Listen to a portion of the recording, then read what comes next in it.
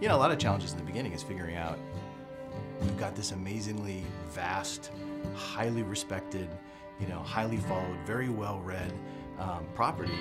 How do you bring that to a game and do it justice? There are so many different things within the books that were clearly had to be a certain way.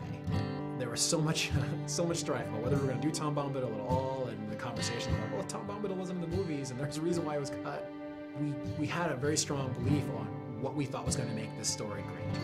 It's such a long road to get to where we are today, and there are so many different things that I can look at now and say, that was definitely the right decision.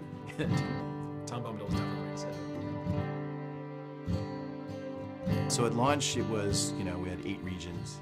We kind of worked our way through the Shire. We ended up in Angmar. You know, it was a, we thought, huge world at the time. In fact, I think at the time it was one of the largest pieces of landscape ever released for a game. Eyes and ears and hearts and minds and everything opened up to us to see how we addressed, you know, how do you do a story in this world? You know, we can't be Frodo, right? I mean, these are the things that people thought the game was going to be, that I could be Frodo and I'm going to run through Middle-earth.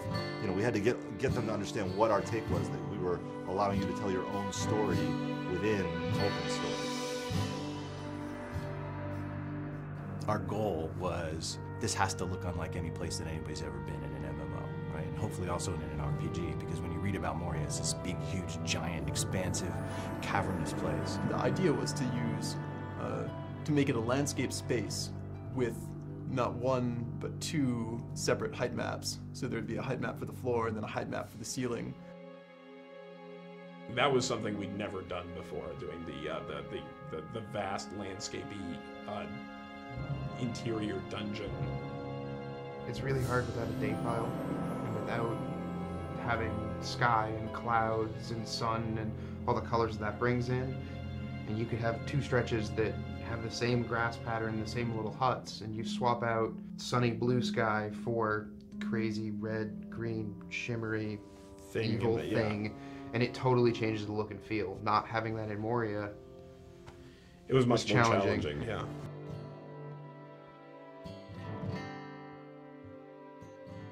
Our primary goal was to, how do we take this amazing game that people love once they get in it, but that there are some basic barriers to entry, like the subscription-only experience, and how do we reinvent what we have so that it retains all of its, you know, grand and glorious nature while addressing an audience that's much bigger.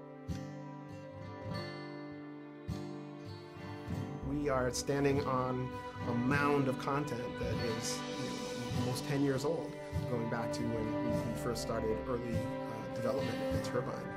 I think it's a credit to the early architects of the game that we're able to, you know, continue to add on to it and grow it and do remarkable things. Coming into Rohan, we have a totally new space. We have a totally new way of playing across it. And I think that being able to go out onto these vast plains and ride your war steed and challenge these, you know, mounted bands of marauders, I think we've come to a whole new chapter in Middle-earth. This is where the War of the Ring begins. At a high level, you know, we're sort of, the training wheels are coming off, we're out of Eriador, we're, you know, east of the Misty Mountains, into the very epic, action-oriented portion of the fiction. And being able to tell that story is extremely exciting. Lodric has grown and gotten stronger over 5 years, which is a huge testament to this game and to this team.